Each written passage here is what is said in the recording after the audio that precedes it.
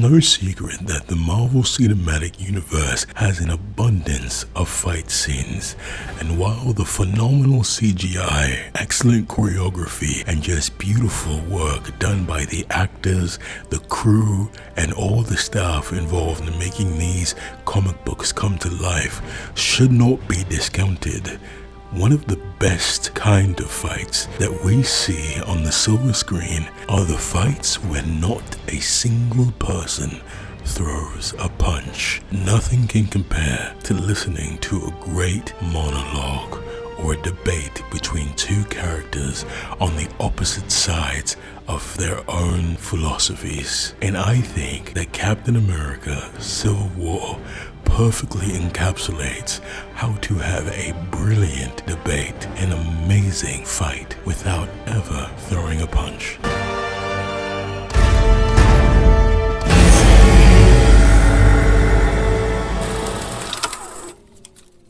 Now, before we get into dissecting the scene and breaking down what exactly makes it so brilliant, we need to set the stage. We need to create an understanding about who these people are and why their debate, why their argument is so impactful. Captain America Civil War begins with half of the Avengers in Nigeria attempting to track down Crossbones, who wants to steal a biological weapon from a lab in Lagos. During the fray, Crossbones finds himself captured by Captain America and in an attempt to kill Captain America blows himself up. Luckily, Wanda manages to contain him and attempts to lift him into the sky before he does damage in the market where there are plenty of civilians around. Unfortunately, the explosion does go off higher up, causing damage to an adjacent building, killing a lot of Nigerian humanitarian workers, and unfortunately leading to a lot of collateral damage. He said to me, "Please tell Rogers, when you gotta go, you gotta go. And you're coming with me."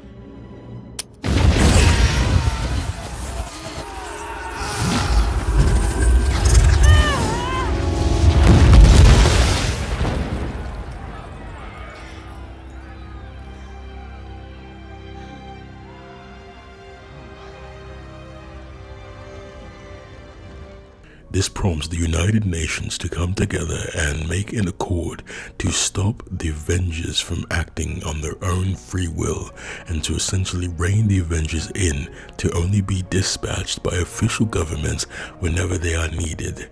This accord is called the Sokovia Accords and is the catalyst of splitting the Avengers, since Tony supports more governmental oversight and Steve states that he believes that the best hands to protect the world are their own and they need to be able to do what's right whenever they want to and not be forced to do it whenever the government feels they should.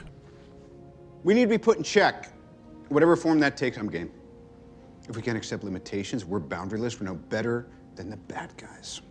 Tony, if someone dies on your watch, you don't give up. Who said we're giving up? We are for not taking responsibility for our actions. That's why I'm here. When I realized what my weapons were capable of in the wrong hands, I shut it down, stopped manufacturing. Tony, you chose to do that.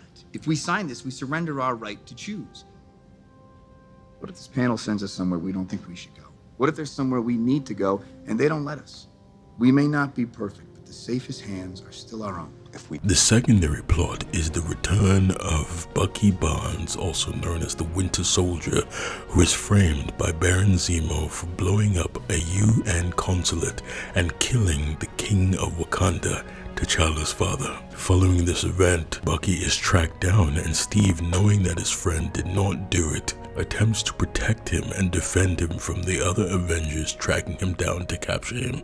In that event, Steve, the Falcon, and the Black Panther are all captured and imprisoned, which then leads to the greatest debate in Marvel Cinematic history. Let's watch. Hey, you want to see something cool? I pulled something from Dad's archives. Oh, timely. FDR signed the Lend-Lease bill with these in 1941. Provided support to the Allies when they needed it most. Some would say it brought our country closer to war. See, if not for these, you wouldn't be here. The conversation begins with Tony Stark on the back foot. He has already made up his mind in terms of what he would like to do in relation to the Sokovia Accords, but now he needs to appeal to Captain America, who is in staunch opposition to what Tony wants to do.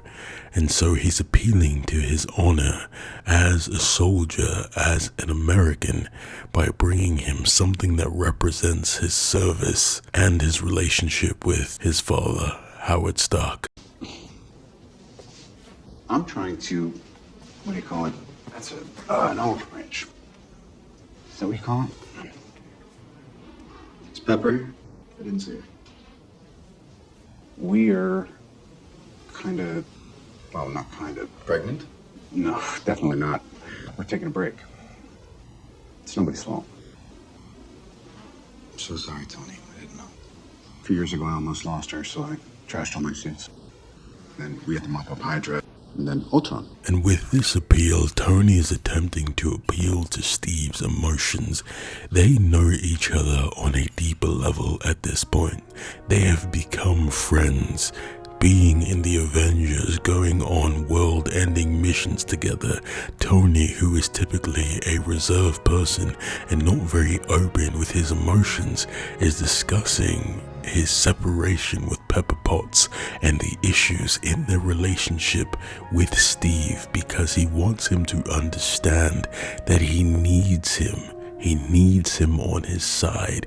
He needs him to keep the Avengers together. My fault. And then, I never stopped. Because the truth is, I don't want to stop. I don't want to lose her. I thought maybe the Accords could split the difference. And her defense on my handful. Yeah, Dad was a pain in the ass, but Mom always made it work. You know, I'm glad Howard got married. I only knew him when he was young and single. Oh, really? You two knew each other? He never mentioned that. Maybe only 1,000 times.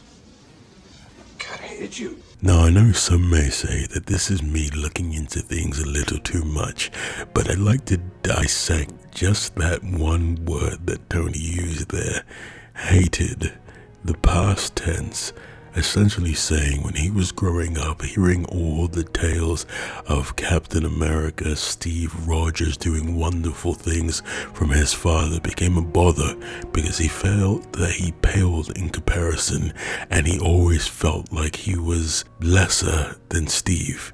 But he used the past tense. He said, "I hated you," because he no longer hates Steve. Their relationship has grown past that, and now he appreciates him, and I think that's just an interesting thing to take note of. I don't mean to make things difficult. I know, because you're a very polite person. If I see a situation pointed south, I can't ignore it. Sometimes I wish I could. No, you don't. No, I don't. And this is great as well. Tony knows Steve. He knows that he is always going to be that righteous Boy Scout, and he knows in his heart of hearts at no point will he ever stand by the wayside when things are going wrong. He is going to be that superhero, and that is just inherently in his character. Sometimes I want to punch you in your perfect teeth. But I don't want to see you gone. We need you, Cap. So far, nothing's happened that can't be undone. If you sign, we can make the last 24 hours legit. Barnes gets transferred to an American psych center instead of a Wakandan prison. And this is the calm before the storm.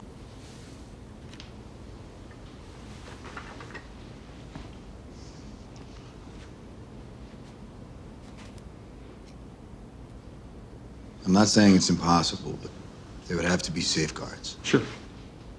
Once we put out the PR fire, these documents can be amended. It seems like they are in one accord. It seems like they have finally come to an agreement, come to a decision that they can move together, that the Avengers doesn't have to have a schism because of this. Like they will be able to come to an agreement and sign the accords and move forward and continue to do the good work that they do. But then this happens. I'd file a motion to have you and Wanda reinstated. Wanda? What about Wanda? She's fine. She's confined to the compound currently. Vision's keeping her company. Oh, God, Tony, every time I think What, you it's see 100 things the right acres way. with a lap pool. It's got a screening room. There's worse ways to protect people. Protection. Is that how you see this? This is protection? It's internment, She's Tony. not a U.S. citizen, and they Oh, don't come grant on, visas Tony. to weapons of mass She's a destruction. kid. Give me a break! I'm doing what has to be done to stave off something worse. You keep telling yourself that. And so it ends. The tensions flare up, temperatures run hot, and they can't come to an agreement, and the civil war continues. And I hope you can understand and empathize with me why I say this is one of the best scenes in the entire Marvel Cinematic Universe. There's so many little things that happen, so much minutia in the way the characters interact, in their movements, in their facial expressions, that really paint a picture and have you understand the dichotomy between these two great heroes. Thank you so much for watching. Behave yourself.